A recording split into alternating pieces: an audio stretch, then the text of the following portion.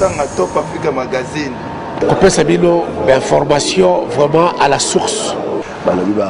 L'artiste, il y a bien, politicien, homme d'affaires, pour les responsables. Au-dessus de la mêlée Johnson Keto. Contactez Top Africa Magazine. Top Africa Magazine. Top Africa Magazine. Makele les alibelete Moussalande. Top Africa Magazine. Top Africa Magazine. C'est votre magazine.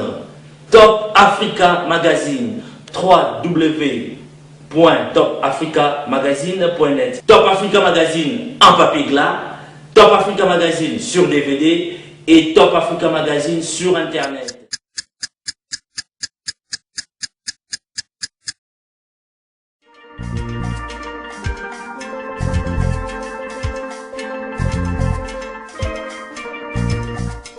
De pensée congolaise est allé ce jeudi à la rencontre du grand maître de la sagesse congolais Mwanan Semi, chef spirituel du désormais célèbre mouvement politico-religieux Bundudia Congo.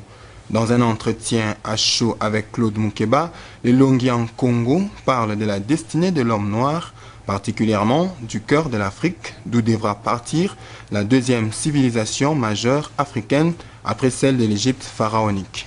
Même quelques problèmes à vous appeler prophète, honorable, vous vous sentez à l'aise dans quelle appellation? Eh bien, sincèrement, je me sens à l'aise dans mon appellation traditionnelle d'Enlongia Congo. Ça veut dire le grand maître de la sagesse Congo. Voilà. Donc on va revenir, l'émission va porter un peu sur la destinée de l'homme noir. Oui. Parce qu'on a l'impression que les choses ne tournent pas très bien. Mais nous allons commencer quand même par Bundudia Congo. Oui. Quelle est la quintessence de la philosophie Bundudia Congo?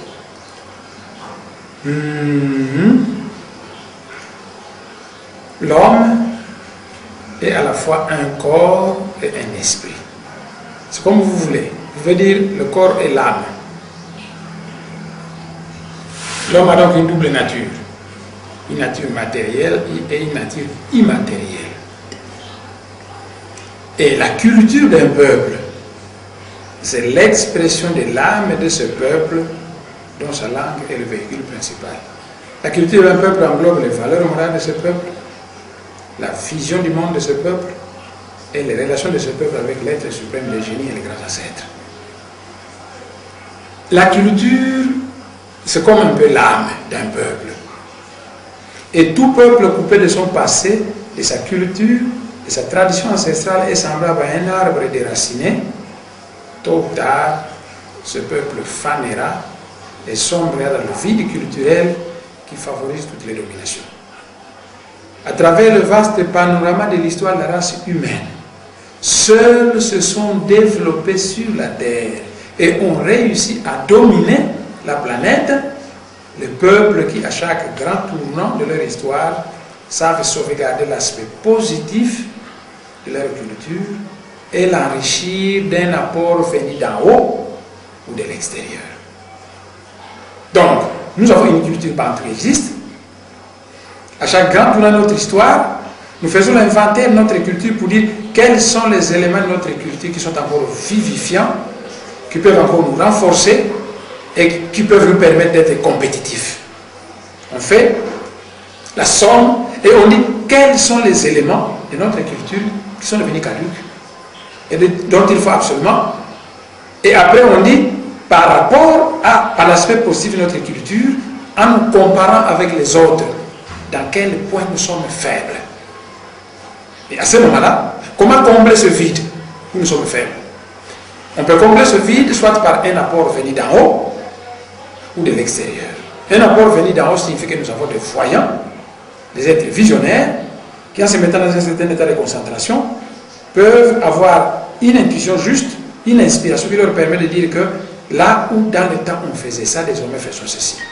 Et ça va s'harmoniser avec l'aspect positif de notre culture, on va de l'avant. Ou alors, si nous n'avons pas des gens comme ça, nous regardons comment les autres fonctionnent à l'extérieur. Parce que l'Europe actuelle, mais elle est venue copier en Égypte antique. Tous les Pythagore, les Thalès et autres qui ont fait la force de l'Europe,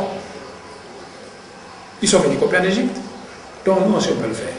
La boussole, c'est une invention chinoise.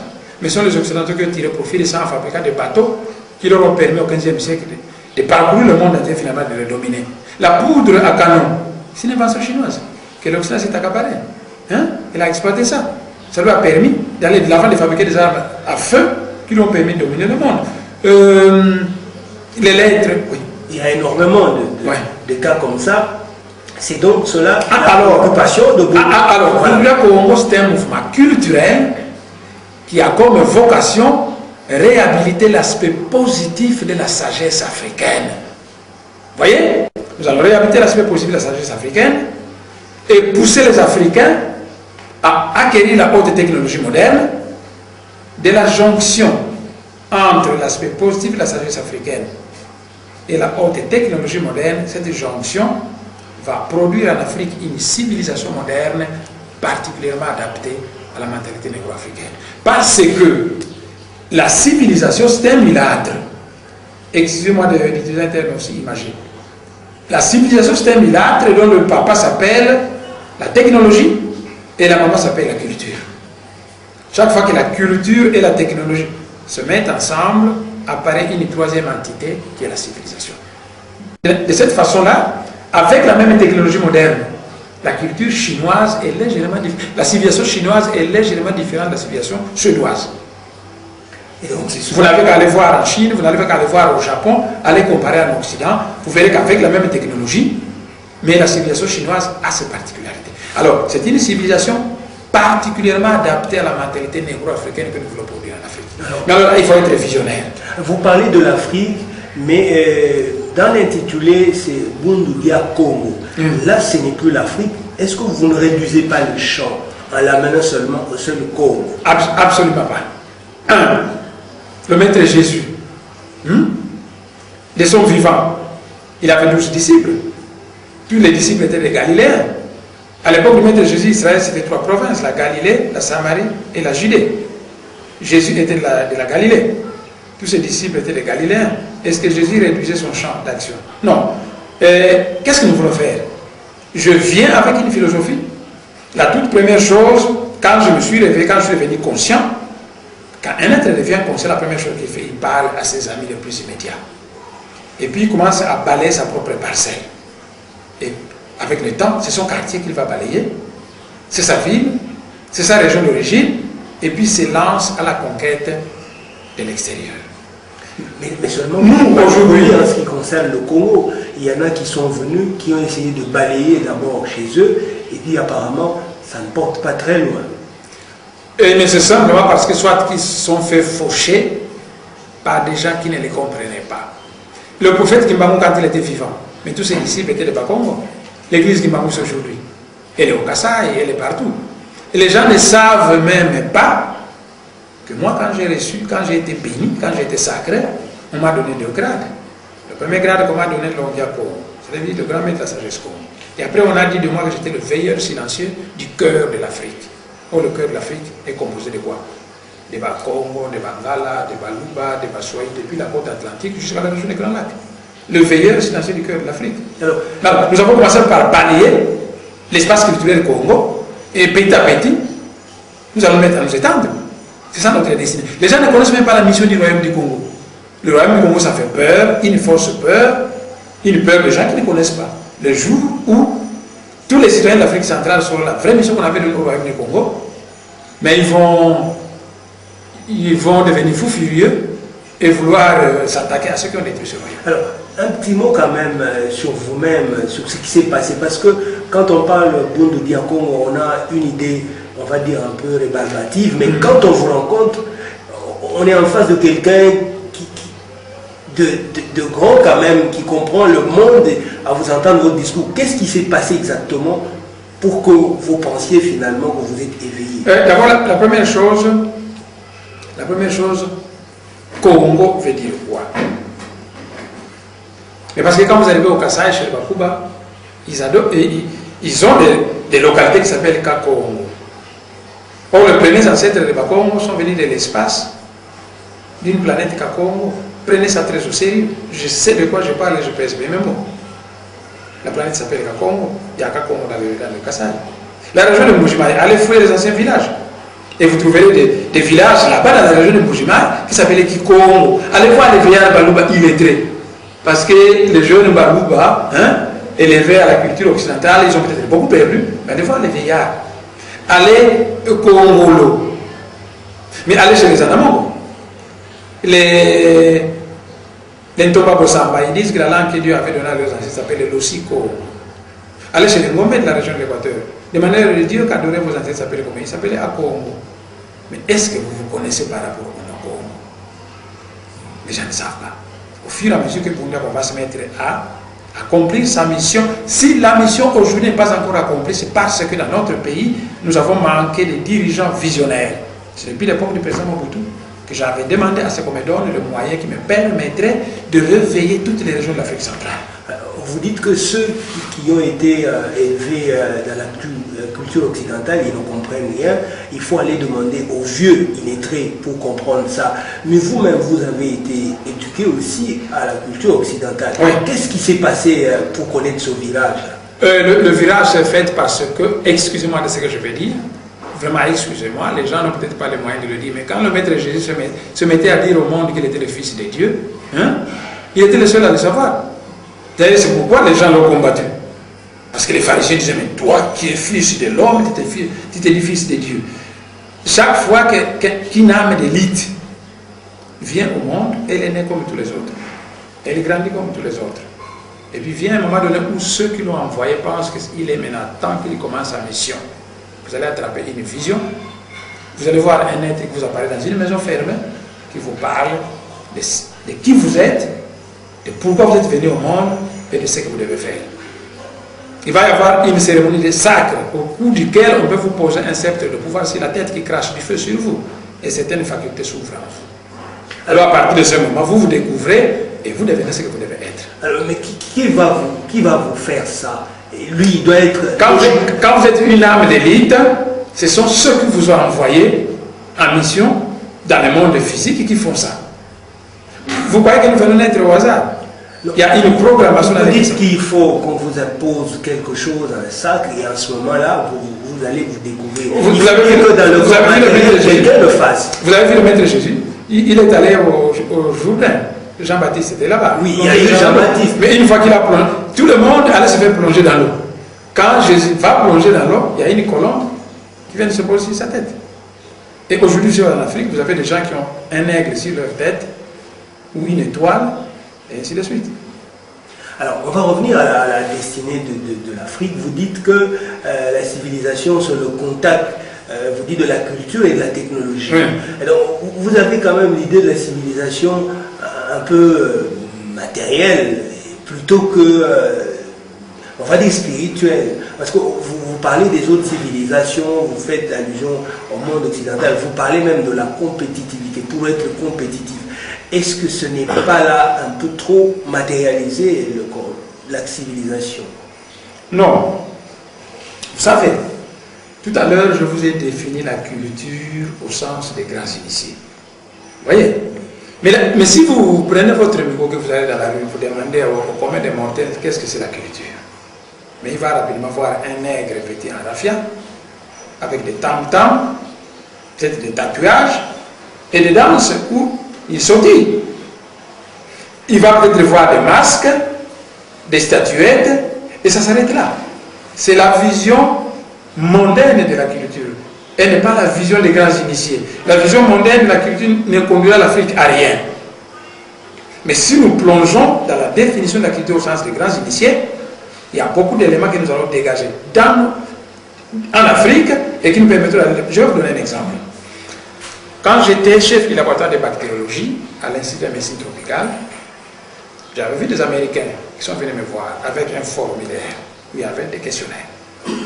Quand vous faites la diarrhée, quelle plante vous utilisez? Quand il y a des éruptions cutanées, c'est quelle plante vous utilisez? Quand c'est quelle plante? Quand c'est quelle plante? Quand c'est quelle plante? J'ai lu, en tant que connaisseur, je me suis dit, ils sont en train de chercher un médicament sur le sida. Ils ont pris les symptômes du sida, on les décrit aux Africains, on dit, en cas de ceci, quelle plante? Mais quand ils vont prendre toutes ces plantes, ils vont extraire le principe actif de ces plantes, ils vont faire les combinaisons nécessaires et un médicament va sortir. Quand le médicament sera sorti, vous allez crier Nzambeo, Mwana Maria. Et vous allez oublier que même le vieillard qui était dans le village, qui a donné la plante médicinale qui soignait tel effet, a participé à cette invention. Vous ne le saurez pas. Alors, il y a maintenant beaucoup de maladies, comme vous dites, si vous allez dans la médecine ordinaire, on ne peut pas soigner la maladie. Ça, il faut la médecine traditionnelle. On trouve une plante médicinale et elle soigne. Mon frère, est-ce que vous êtes conscient des médicaments fantastiques et non encore inventés au monde que nos pharmaciens africains pouvaient mettre sur pied s'ils étaient maîtres de la tradition ancestrale, particulièrement dans les chapitres des plantes médicinales? Et combien de Congolais sont soignés avec la médecine moderne? 20%, 30%. Ce serait être trop optimiste. Dans la grande forêt de l'Équateur, là-bas, les pygmées, tous les autres, se soignent comment? Vous savez qu'il y a même des plantes qui, en les consommant, ça peut vous faire allonger la vie. Mais quand vous dites que Bako, on a vu ce côté, que nous, on était des diables, et qu'on doit tout copier de l'extérieur, c'est justement l'un des éléments qui ont conduit la race noire actuellement à la stagnation. À un moment donné, cette race s'est mise à croire que être civilisé veut dire abandonner tout ce qui est ancestral et copier tout de l'extérieur. Ceux qui cherchent à copier tout de l'extérieur n'aboutissent à rien. Ceux qui avancent et qui dominent le monde sont ceux qui disent que nous avons déjà un patrimoine, l'aspect positif de ce patrimoine, nous les gardons. Qu'est-ce qui nous manque? Prenons ça à l'extérieur, ajoutons, et alors à ce moment, on va de l'avant. Alors, vous avez parlé il y a quelque temps, vous avez fait allusion à l'Égypte antique, vous avez dit que les grands Grecs et Romains sont venus apprendre là-bas. Qu'est-ce qui a fait que cette Afrique, cette Égypte pharaonique, que les choses basculent et que l'Afrique, que les nègres se trouvent dans la situation où nous nous trouvons aujourd'hui, jusqu'au point de penser que le salut ne peut venir que de Mwana Maria? Effectivement, l'émission est courte, mais si on avait suffisamment de temps, moi je pouvais vous avancer des preuves irréfutables. Si vous allez en Grèce, vous trouverez des documents écrits par les Pythagore et autres. Les lettres qu'ils écrivaient à leurs parents, qui eux, comme ils sont organisés, ils ont gardé ces lettres, maintenant les gens peuvent aller les lire. C'est comme toi, tu vas en Europe, et tu écris une lettre à ton papa, papa n'a commandé n'importe où, voilà, Porto, et eux aussi écrivaient des lettres comme ça, qu'on a su sauvegarder. Dans une de ces lettres, Pythagore écrivait ceci, que je suis enfin arrivé en Égypte. Naturellement, nos professeurs sont des noirs de grande taille. Ils ont tellement de connaissances que nous avons l'impression de nous trouver devant des dieux au pluriel. Ces lettres existent. Ah, mais comment, vous me posez la question de savoir comment une pareille civilisation, et vous savez mon frère, aujourd'hui si vous êtes pauvre, si vous êtes pauvre aujourd'hui, que vous dites coûte que coûte, avant la fin de ma vie, moi je dois devenir quelqu'un de suffisamment africain, un patron avec des entreprises. Pour ça, je dois savoir gérer mon argent.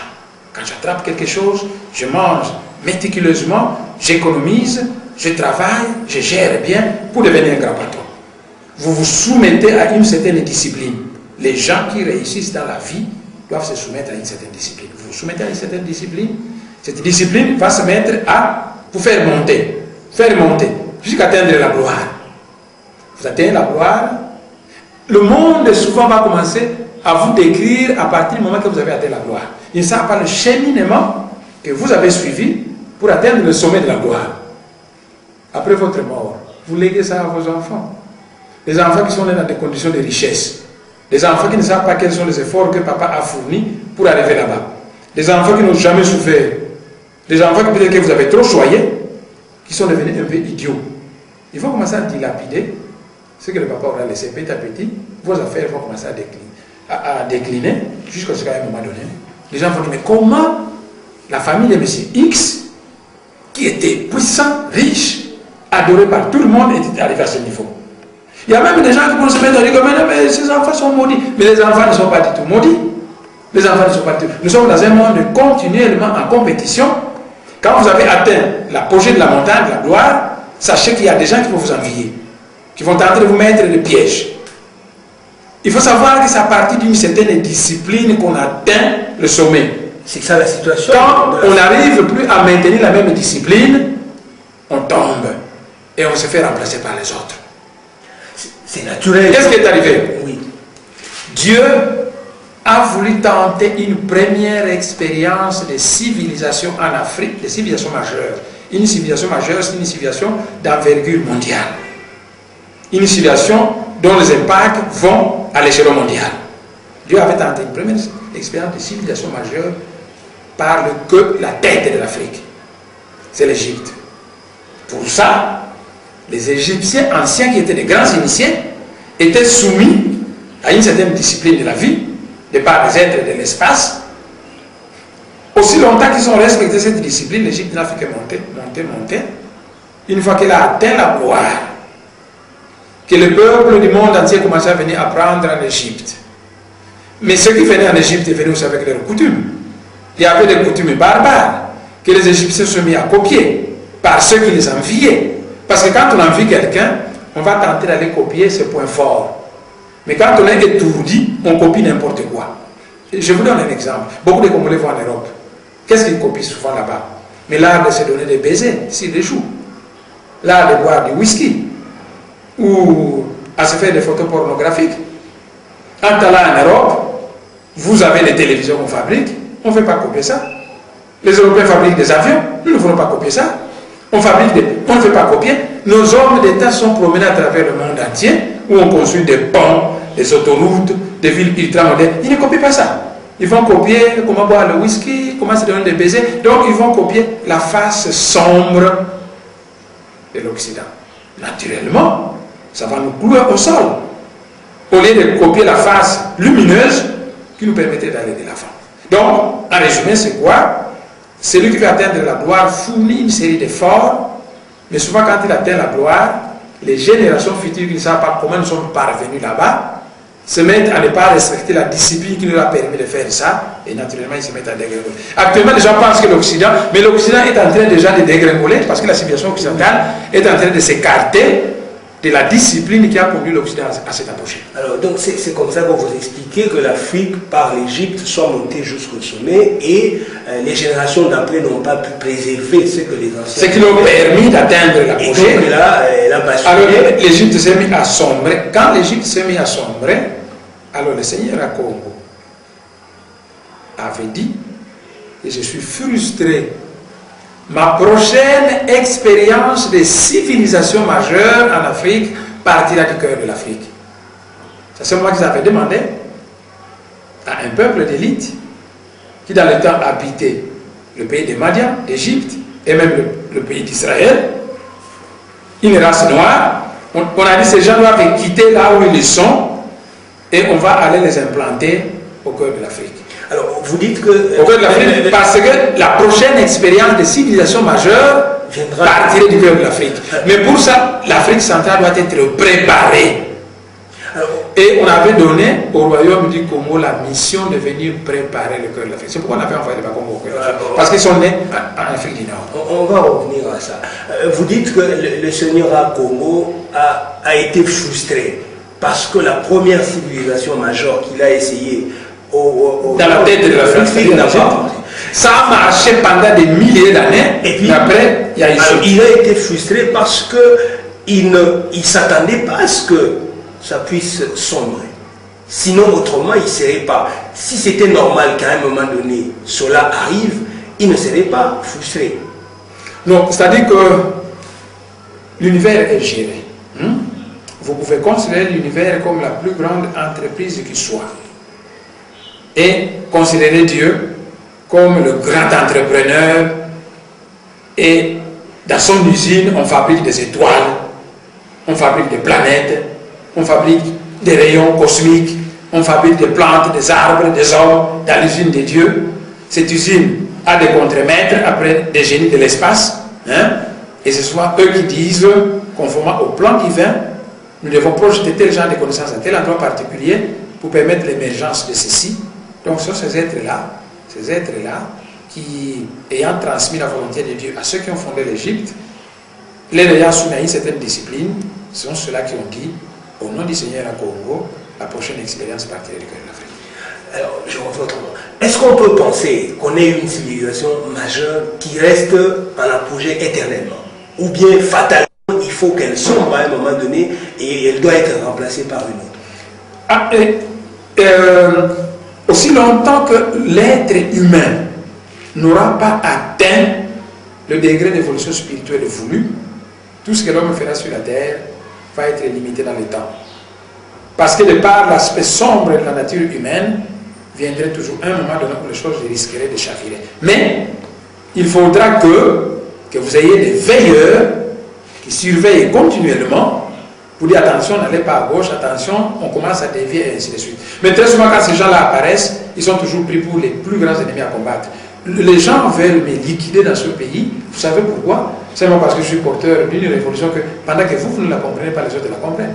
Alors, la civilisation majeure de l'Afrique, la deuxième qui partira du cœur, est-ce qu'elle pourra rester éternellement ou bien elle sera appelée à connaître le même sort que celle du nord de l'Afrique? Parce que vous dites aussi longtemps qu'on vivra comme il. D'abord, je vais vous dire une chose.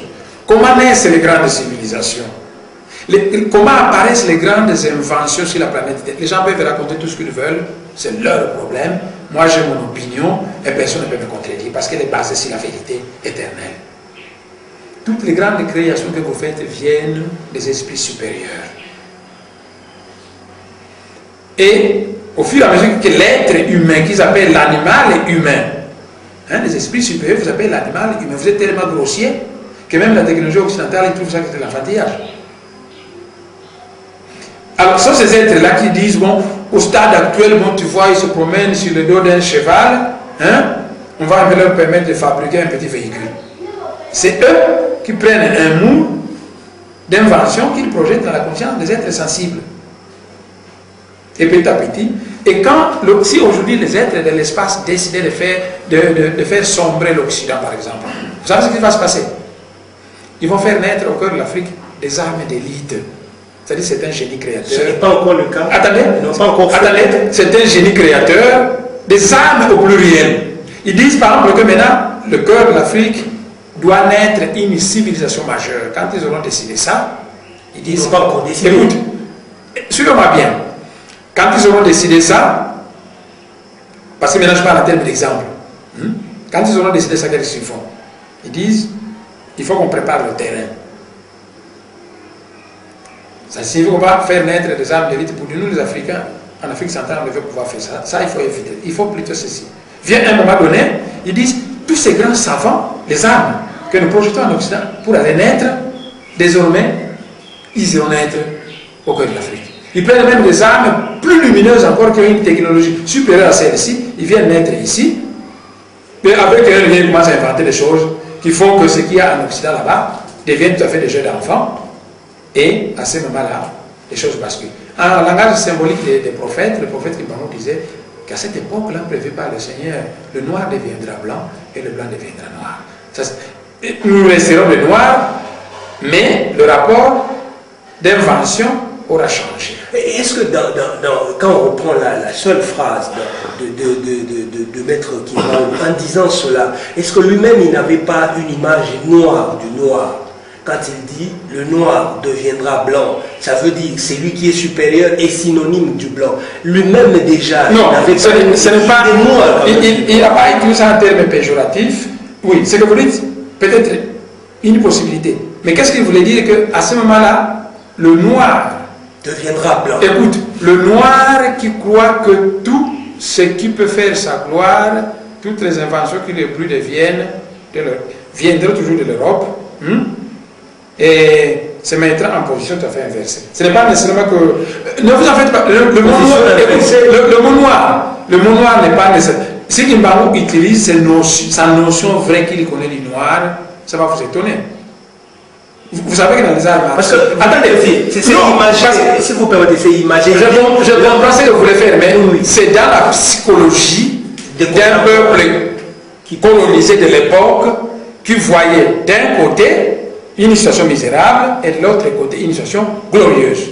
Mais tout grand initié, c'est ce qu'on appelle le noir en d'autres termes, sur des termes tout à fait. Dans les arts martiaux, l'homme le moins développé, il est ceinture blanc, et le plus avancé, il est ceinture noire.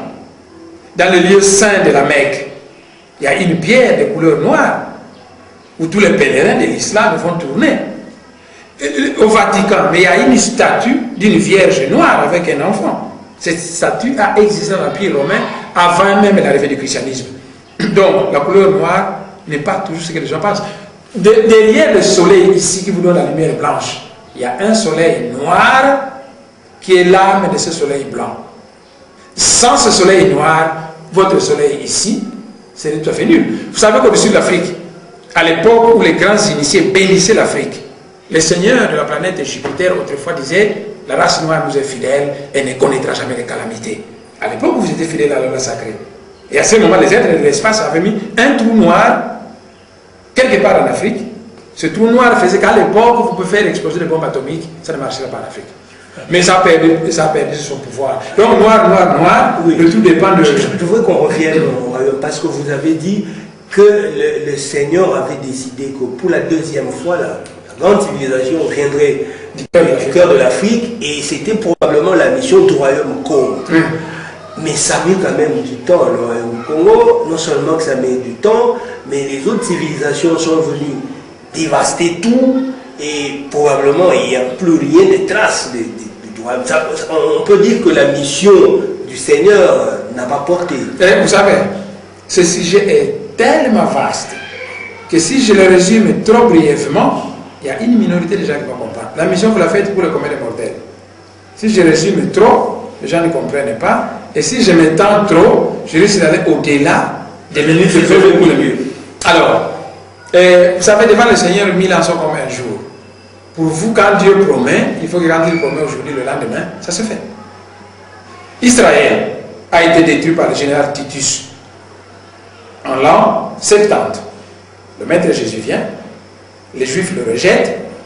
À un moment donné, le maître Jésus se promène avec ses disciples sur la montagne. Les disciples regardent en arrière, ils voient la ville de Jérusalem avec le temple étincelant.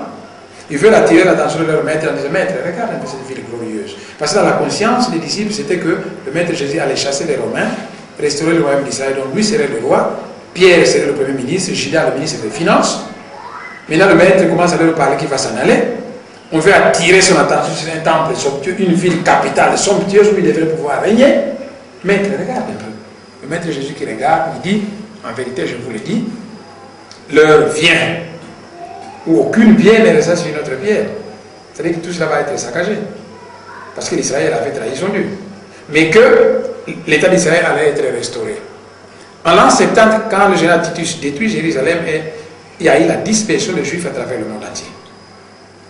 Mais ils avaient les prophéties qui leur disaient que leur pays allait être restauré. Il s'est passé combien d'années pour restaurer l'État d'Israël? De l'an 70 jusqu'à 1948 par David Ben Gourion. Faites la différence des milliers d'années. De telle manière que, d'abord, c'est la première chose que je dois écarter dans la tête des gens. Les gens qui pensent que quand Dieu promet aujourd'hui, demain cela se fait. Mais Dieu est éternel. Devant lui, 1000 ans, 2000 ans, c'est zéro. Mais écoutez ce qui s'était passé. Oui. Qu'est-ce qui s'était passé? Quand ces décisions avaient été prises, un grand initié, Mbemba Zulu, ça veut dire l'aigle du ciel, mais c'est le nom d'un initié, va ramasser les tribus Congo qui habitaient dans le nord pour les conduire vers le cœur de l'Afrique. Ils sont descendus jusqu'au niveau du Zimbabwe. Depuis le Zimbabwe, ils sont allés dans le désert de Kalahari. Mais un groupe de Bakongo perdu a plongé en Afrique du Sud. Ils sont devenus les Zoulous et les Lemba. Ils sont ici des mêmes ancêtres. Les Zoulous sont ici des mêmes ancêtres que les Bakongo. Zoulou en Kikongo veut dire le ciel. Allez demander à ces Zoulous, ils vous disent que nous sommes les fils du ciel parce que nos premiers ancêtres venaient du ciel. Effectivement, nos premiers ancêtres venaient d'une planète appelée Kakongo, qui est dans la périphérie du soleil Sirius, dans le cosmos. Tu vois? Donc, le gros, les troupes, à partir du Zimbabwe, plonge dans le désert de Kalahari, tandis que les Bakongo perdus continuent sur leur lancée et deviennent les Zoulous et les Lemba d'Afrique du Sud. Alors, après le désert de Kalahari, les Bakongo commencent à occuper la terre d'Angola, qui va être transformée en royaume du Congo. Donc, lors de l'occupation partout de l'Afrique centrale, on va occuper le vaste territoire africain qui va depuis. Mais ce territoire était peuplé de pygmées dans le temps. Il y a eu beaucoup de tribulations pour s'instaurer, pour s'asseoir, pour stabiliser. Et après, Maintenant, ils commençaient à recevoir une certaine sagesse dont ils avaient la mission de transmettre sur toute l'étendue de l'Afrique centrale. C'est cela qui devait se mettre à préparer le continent, l'Afrique centrale, à sa future mission. Cette mission se passerait comment? Que quand une certaine préparation aurait eu lieu, un roi céleste viendrait, un extraterrestre, il viendrait d'une certaine planète, il viendrait naître ici au cœur de l'Afrique. Il viendrait avec 12 adjoints. Parce que dans la préparation, il était dit que toute l'Afrique centrale devrait être transformée en un seul pays de type confédéral composé de 12 provinces. C'est-à-dire qu'il faut écarter le Congo, l'Angola, la Zambie, vous écartez toutes ces frontières, vous écartez toutes les frontières de la République démocratique du Congo, vous enlevez les frontières de Centrafrique, du Gabon, du Cameroun, vous en faites un même pays. Et vous les divisez en 12 provinces. Alors, au temps prévu par le Seigneur, cet extraterrestre viendrait avec 12 adjoints. L'un de ces adjoints prendrait la direction d'une de ces provinces et leur chef suprême serait alors le roi de l'Afrique centrale. Lorsque cela se serait installé, il allait se mettre à tirer des armes d'élite qui viendraient adombrer les fils de l'Afrique centrale, ouverture d'une intelligence prodigieuse, mise sur pied des inventions fantastiques, non connues, et voilà l'axe du monde qui est changé. Alors, les chefs, les 12 adjoints et le chef dont vous parlez, sont-ils des chefs? Parce qu'en début, vous avez dit qu'il y a dans l'homme le côté matériel, le corps. Sont-ils chefs uniquement spirituels, uniquement dans la matière, ou combinent-ils les deux? Vous savez, si l'homme est à la fois esprit et corps, développer l'homme, le développement intégral de l'homme exige qu'on puisse développer l'homme spirituellement et matériellement. Vous avez deux natures. Vous êtes à la fois esprit et corps. Alors vous vous contentez de manger du foufou, c'est votre corps que vous développez. Mais votre âme a aussi besoin d'un épanouissement. Donc, c'est pour vous dire que le développement, l'homme étant esprit et corps, son développement intégral doit nécessairement être un développement spirituel et à la fois matériel. Alors, ça c'est la Bible. Mais dans la gestion maintenant des hommes, les chefs, leur pouvoir est-il spirituel ou aussi, je veux dire, dans la matière politique? Regarde, le roi David. Si souvent je prends des exemples de la Bible parce que les gens connaissent mieux la Bible, je peux prendre des exemples, d'autres exemples, même épuiser dans la tradition purement africaine, les gens vont hésiter. Avec les Africains aujourd'hui, je peux leur annoncer quelque chose puisé purement et simplement dans la tradition africaine. Mais si maintenant je prends ça dans la Bible, alors je dis bon, ils commencent à réfléchir. Et dans la tradition africaine, le monde est habité, même les forêts. Et quand vous entrez dans une première forêt avec votre fils, quand c'est la première fois qu'il entre dans la forêt de la tradition africaine, le fils vous devez prendre une partie de la terre de cette forêt, la faire manger à votre fils. C'est une façon d'harmoniser les vibrations de votre fils avec les vibrations des esprits de cette forêt. Si vous le faites aujourd'hui, mais quand le pape est arrivé pour la première fois dans notre pays, qu'est-ce qu'il avait fait? Il est descendu à la plaine d'Injili et il a baisé la terre du Congo. Mais c'est la même tradition. Le pape connaît la loi de la nature. À ce moment, les chrétiens qui ont vu que le pape aussi a baisé le sol, ils vont maintenant trouver que, donc papa, on a vu ce c'est pourquoi souvent je me réfère à la Bible. Parce que les gens croient à la Bible. Si donc je veux leur dire des histoires puisées dans la sagesse africaine, pour qu'ils ne puissent pas les rejeter, je les compare à la Bible. Alors, la Bible, le roi David, c'est lui qui a écrit les psaumes de David, c'est de la religion. Mais il était roi, c'est de la politique. Et la reine d'Angleterre, elle aussi chef de l'église anglicane.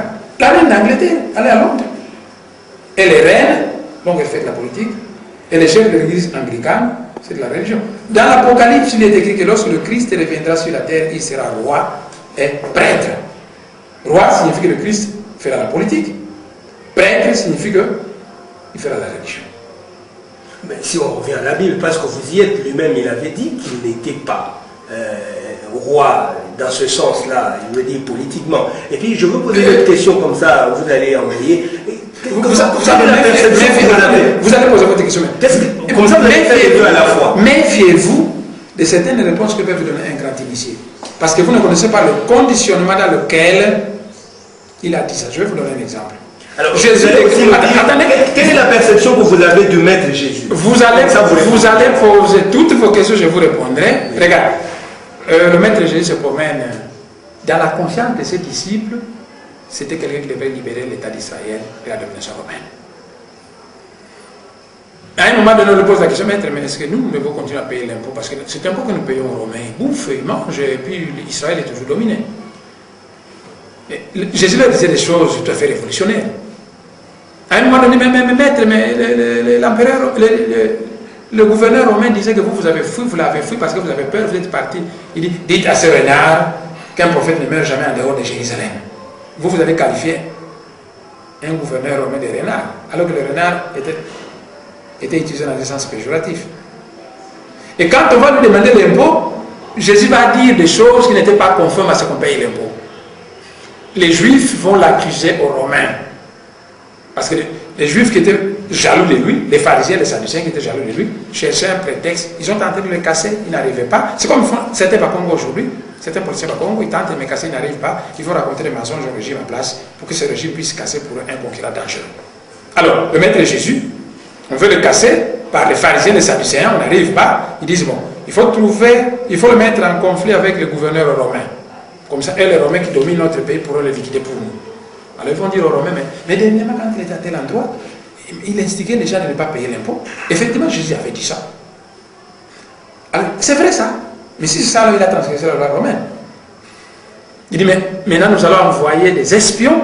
Vous irez interroger Jésus sur ce sujet encore pour que nos espions nous puissent écouter. Et les mêmes pharisiens prennent un espion romain, touchent les blancs. Ils arrivent et disent, mais maître, est-ce qu'il faut vraiment payer l'impôt? Ils savaient qu'il va répéter ce qu'il avait dit. Mais quand il lui pose la question, l'Esprit dit dans le cœur de Jésus, faites attention, on vous tend un piège. Ils sont venus avec un espion romain qui va confirmer si c'est cela que vous avez dit ou pas. À ce moment, ça va être ceci. Informé par l'Esprit dans son cœur, le maître de Jésus dit, ah, c'est un piège. Donc je ne peux plus répéter ce que j'avais d'abord dit. Montrez-moi l'argent avec lequel vous payez l'impôt. On lui montre une pièce, il dit, mais cette figure, c'est la figure de qui? Oh, c'est la figure de Jules César, l'empereur romain. Mais alors, donne à César ce qui est à César et à Dieu ce qui est à Dieu. L'espion romain a dit, mais il a très bien répondu. Mais vous avez menti. Le maître Jésus, moi, il arrive le moment où je donne des réponses qui dépassent les gens. Parce que j'ai dit ceci, et j'ai dit, mais Bazaba Namike, ils pensent m'étendre un peu, je leur donne une réponse compliquée. Les grands initiés, ils ont aussi souvent donné des réponses comme ça pour... Oui, alors, le maître Jésus, oui. C'est seulement un maître. Écoutez, tout à l'heure, vous m'avez demandé quel grade je souhaitais que vous puissiez m'appeler. Et moi, je vous ai dit, vous m'appelez honorable parce que je suis député, mais traditionnellement, moi, on m'a donné le grade traditionnel de Longiako. Donc, appelez-moi Longi, c'est ce que je vous avais dit. Or, vous appelez le Seigneur comme vous voulez. Mais le mot Seigneur n'était pas un mot religieux. C'était le terme qu'on utilisait au Moyen-Âge aux propriétaires terriens qui faisaient souffrir les serfs, ceux qui n'avaient pas de terre. Mais c'était un mot féodal, c'était un mot impérialiste. Seigneur. Les seigneurs, c'était les propriétaires terriens. Ceux qui n'avaient pas de terre, les serfs, ils allaient traverser les terres des seigneurs qui les malmenaient. Et aujourd'hui, Maître Jésus, vous l'appelez Seigneur parce que le mot Seigneur a évolué. Il a maintenant une autre signification. Quand il était vivant, on l'appelait Rabbi. Et le mot Rabbi francisé devient rabbin. Et allez en Israël, vous avez des rabbis aujourd'hui. Je vous donne l'exemple de Yosef Obadia, un rabbi juif de l'époque actuelle. Il est à la tête d'un mouvement politico-religieux en Israël. Et ce mouvement politico-religieux qu'on appelle le mouvement ultra-orthodoxe chasse à des députés au Parlement israélien. Meir Kahane, il est aussi patron, mais il est mort. Il était le chef d'un mouvement K avec H à la fin, K comme Kananga, K avec H à la fin, un mouvement K, un mouvement politico-religieux qui avait aussi des députés au Parlement israélien. Donc, quand vous séparez, quand il a dit ça, c'était trop spirituel. N'oubliez pas qu'Israël était un royaume théocratique. C'est cela qu'on des divins rois. Oui, doit-on revenir parce que ça, c'était ça. Parce que c'était ça le plan de Dieu. L'humanité a cassé ça. On lui a laissé la liberté de gérer. Les choses ne marchent pas. Et alors la Bible dit que quand le Christ reviendra, il sera roi et prêtre. l'Afrique doit-elle revenir à la théocratie pour finalement arriver à cette civilisation? Si nous installons la théocratie aujourd'hui, 9 gens se disent les choses ne marcheront pas. Pourquoi? Parce que beaucoup de gens qui parlent des dieux ne sont souvent pas des dieux, des gens nobles spirituellement. Maintenant, c'est n'importe qui prend la Bible, c'est n'importe qui raconte n'importe quoi, même quand sa vie personnelle est très sale. Alors vous avez dit théocratie veut dire le pasteur X doit encore mener la politique, ça peut ne pas marcher. Mais la vraie théocratie, c'est quoi? C'est regarder les Africains spiritualisés et voir au-dessus de leur tête un aigle ou une étoile. Alors ce sont des âmes qui sont reconnues réellement dans le monde spirituel, qui sont des êtres spiritualisés. À ce moment-là. Et qui doit faire ça? Mais qui va les reconnaître? Parce que nous sommes comme dans ce monde matériel politique, qui va reconnaître que tel a une colombe au-dessus de lui? C'est un mécanisme qu'il faut installer. Quand le mécanisme va fonctionner, cela pourrait se faire. Mais n'oubliez pas qu'aujourd'hui, il y a beaucoup d'Occidentaux, d'Asiatiques, d'Américains et autres qui viennent en Afrique, qui regardent même dans vos maternités, quand vos enfants naissent, et qui voient certaines âmes de lutte, porteurs de signes. Mon frère, il est extrêmement dangereux d'être un être dont Dieu a promis de grandes choses qui sont vues par les autres et dont vous-même vous n'êtes pas conscient. Parce que celui-là, il vous regarde, tiens, c'est lui, mais il a un aigle au-dessus de sa tête, plus tard il va devenir très puissant. Si ça me fait plaisir, puisque vous-même vous êtes inconscient, c'est ce qui va vous arriver. Si ça me fait plaisir, moi je vous aide à cultiver ça pour que ça arrive très rapidement. Si maintenant je trouve que c'est un Africain, s'il devenait comme ça, il va amener une grande révolution en Afrique qui peut bouleverser l'équilibre des forces actuelles. Alors ils disent, mais en principe, quand on a un signe comme ça, ça n'aime pas que l'individu en question ait tel comportement, tel comportement, tel comportement.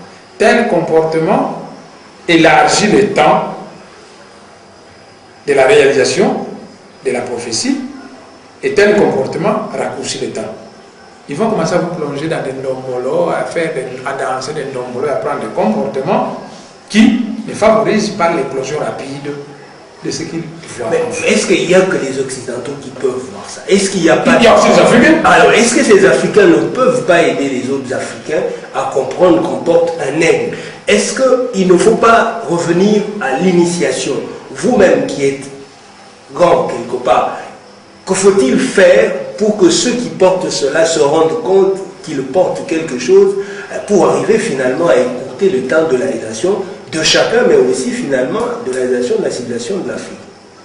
Vous soulevez un problème majeur, mais qui est lié à une difficulté quand nous l'abordons sur le plan humain. Parce que je vous ai dit que pour l'homme, si je vous promets quelque chose aujourd'hui, il faut que demain vous voyez ça. Si ça prend du temps, vous trouvez que peut-être que ça ne tient pas. Et puis ça va se mettre peut-être à prendre du temps, vous risquez un jour de vous décourager et de les plonger dans la boue. Les gens parlent de l'Haïti par exemple et son retard. Mais l'Haïti est victime d'un complot. Donc la situation actuelle de l'Haïti a une part de responsabilité aux Haïtiens eux-mêmes. Ils ont leur part de responsabilité. Et en dehors de cette part de responsabilité, il y a à côté un grand complot international qui avait pesé sur l'Haïti. Parce qu'à une époque où tous les pays étaient colonisés, l'Haïti va se donner l'audace d'avoir l'indépendance. Si on avait laissé faire les gens que les choses marchent, ça allait être un mauvais exemple pour tous les pays colonisés. Alors à cette époque-là, les gens qui dominaient le monde ont boutiqué des complots qui sont passés par plusieurs canaux. Un premier canal, on dit, il vient d'avoir l'indépendance, mais les pays les plus forts aujourd'hui font du camp de ceux qui colonisent. Nous allons nous liguer pour ne pas permettre une éclosion. Nous allons nous liguer pour faire en sorte que chaque fois qu'une arme d'élite prendrait la tête de l'Haïti, nous le combattrons jusqu'à le faire assassiner. Nous prendrons les gens cupides que nous soutiendrons pour diriger l'Haïti, pour le faire descendre dans la merde. Et certaines initiations ont été de véritables pièges. On vous dit, vous voyez, tel grand homme d'État de l'Occident, il était initié à telle loge. Alors si vous venez là-bas, vous aussi, vous deviendrez comme ça. Vous allez, mais une fois que vous aurez été initié, une initiation de bas étage, on vous soumet à des contraintes qui sont telles que vous ne pouvez pas décider ceci sans l'aval d'eux. Donc maintenant, les mains deviennent liées. Et à ce moment, quand vous aurez tout accepté, on vous projette à la tête de l'Haïti. Mais quand vous voulez faire cela, on dit, mais n'oubliez pas votre serment initiatique qui disait que. Et c'est qu'on vous permet, pendant que vous avez cru que c'est par là que nous aurons la force, la puissance, la grandeur, la vision, l'intelligence pour pouvoir bien gérer, les autres trouvaient que nous cherchons à prendre des gens à qui nous conférons une mission qui sera à notre profit. Mais à vous entendre, c'est comme si les grands initiés, les grands esprits ne sont que hors de l'Afrique. Ceux qui boutiquent tout ce que vous dites. Est-ce qu'il n'y a pas d'initiés africains, noirs, je veux dire, parce qu'on va jusqu'à l'Haïti, qui peuvent prendre la destinée de noirs pour en faire quelque chose de bien? Est-ce que les autres ne pourront que dominer sur les noirs, on va dire? Non. Kimbangu est venu. La puissance colonisatrice de l'époque, donc le pouvoir politique de l'époque, a cassé sa mission. Moi, je suis venu, on m'a confié une mission, et voyez comment on me harcèle. En Occident, qu'est-ce qui se passe? Quand on voit une âme d'élite, on lui donne des moyens pour éclore, pour qu'il puisse mettre ce qu'il a au service de la communauté.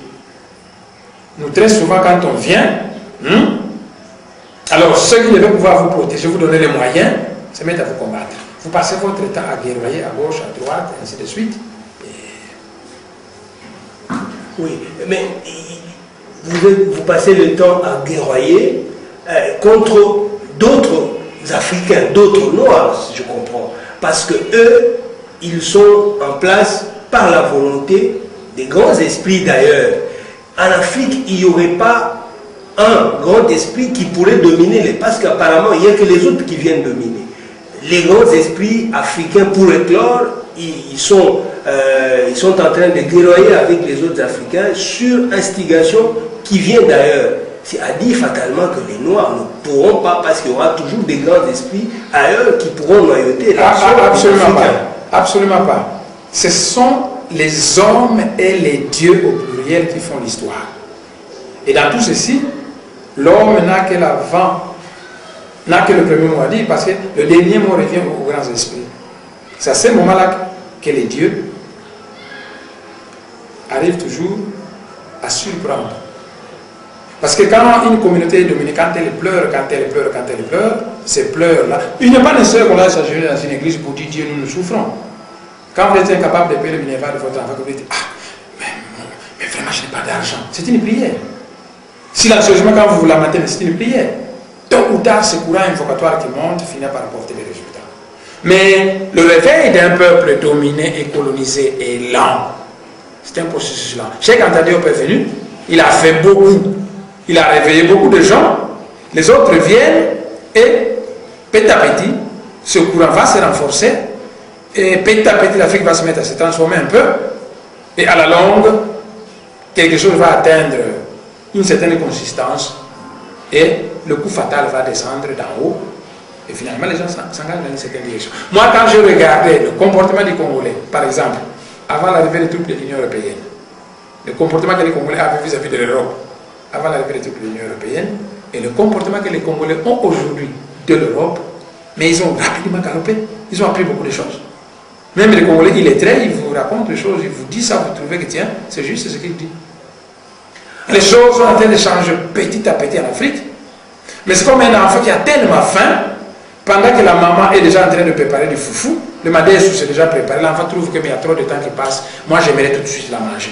Mais quand vous regardez l'Afrique, il y a beaucoup de choses qui sont en train de changer, mais ces choses peuvent s'accélérer si vous avez des politiciens conscients et dévoués à la cause. Malheureusement, de ce côté, vous devez faire aussi beaucoup d'efforts. Alors, je reviens à l'image que vous avez donnée avant de l'Afrique, qui était, vous dites que c'est un père qui a fait un travail, qui est arrivé jusqu'à un certain niveau, l'état de gloire, et puis l'état de gloire, et la progéniture qui n'a pas compris les principes de le père jusque-là, Parce que probablement les pères n'ont pas transmis ces principes.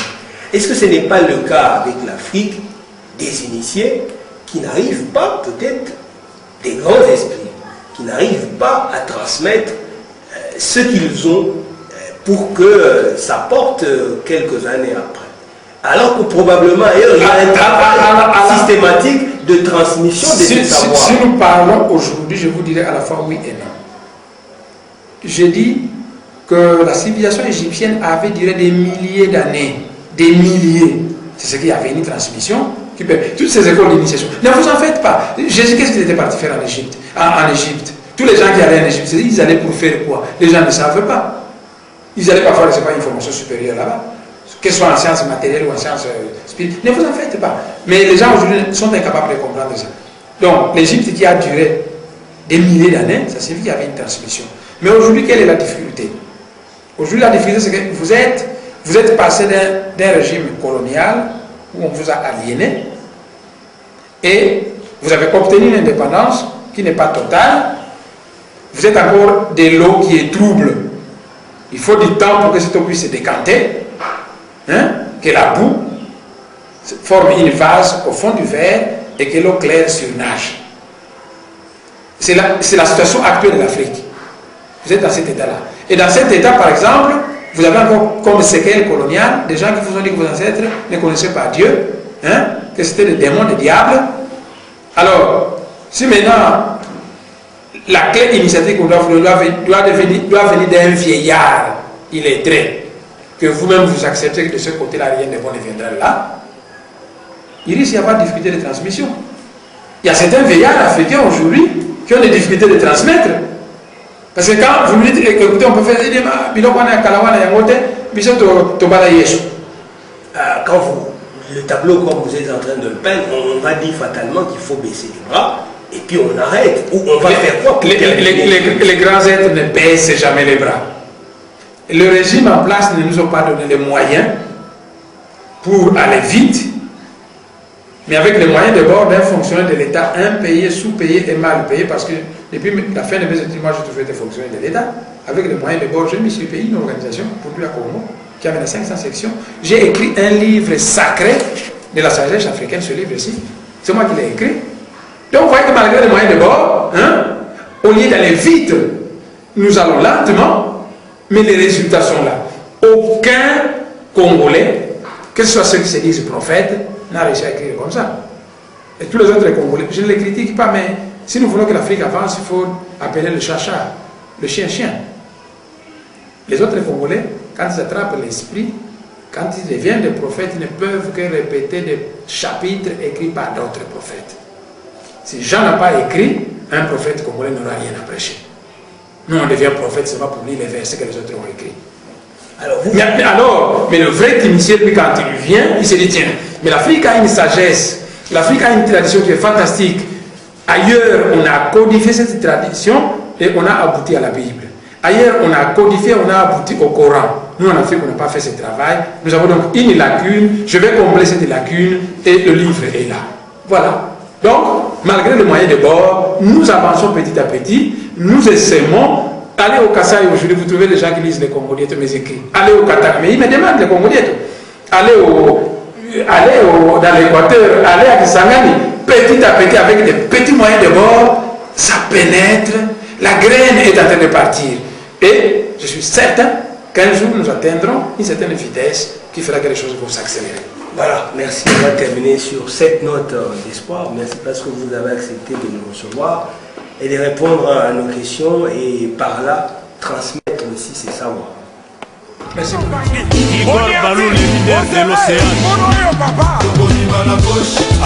Pour vos occasions, mariage, baptême, anniversaire et toute autre occasion, contactez les meilleurs DJ de la diaspora congolaise, DJ Magique le son de Londres, au 0044 7903 379 502. Polingo ya musique, polingo ya son, bisengo na bisengo, bisengo na bisengo, le phénomène de l'ambiance, DJ Magique. Les sons de l'âme.